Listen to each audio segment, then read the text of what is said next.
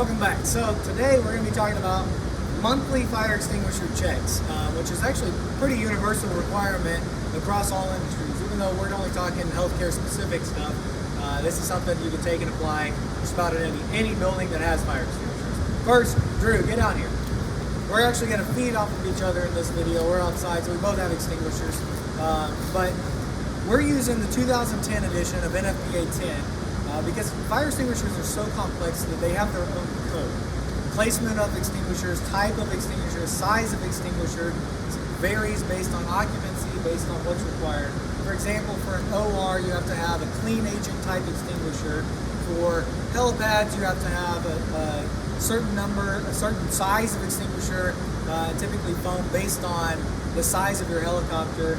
In hospitals, in kitchens, of course, you have to have K extinguishers. So it's all different kinds. We're not going through all of those requirements, and we're not going to go through all of the annual requirements. We're going to go through best practices for monthly. And what we're using is ABC type extinguishers, the most common and standard type of extinguishers. So, Drew, what's a few things that we need to look for? A few things to look for is make sure that the label is pointed outwards so everyone can see it. The pressure gauge, make sure it's in the green. If it's not in the green, then it needs to be taken out of service and replaced with another extinguisher. Make sure that the tamper-proof tag is in the pin and that the pin is in place. And make sure there's no physical damage on the extinguisher itself and the hose is in good shape. Josh, what else? Oh yeah, so that's a good look at it. So also on the tag, it's important to understand that the tag has requirements as well. So these monthly extinguisher checks have to be performed 12 times a year is what the code says. And that includes when you do it in the month of the annual, which is often confused. That's something that hospitals often get cited on by their accrediting organization, is that they didn't sign off the month where the annual was performed.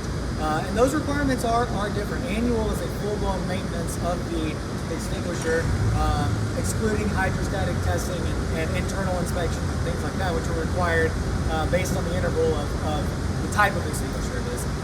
So make sure that you have 12 of them. And we actually have an example here, because at the end of your 12, that means you're due for your annual.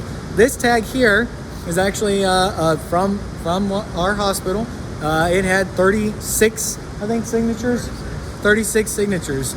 So that's a great indication that when you hit that 12, you're at the time to do your annual.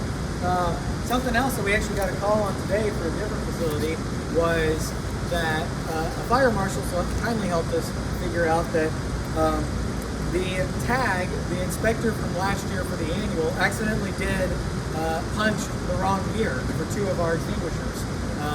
And we fixed it the same day, but when you're doing your monthly extinguishers, one of the things that we actually have on our PM is that we check that year just to make sure that it's been done, that punch is within the last 12 months.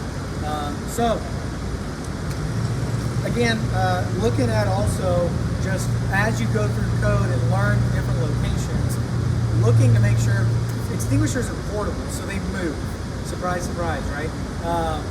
But they move locations. A good example of that also is sometimes extinguishers are placed in the wrong location for construction activities.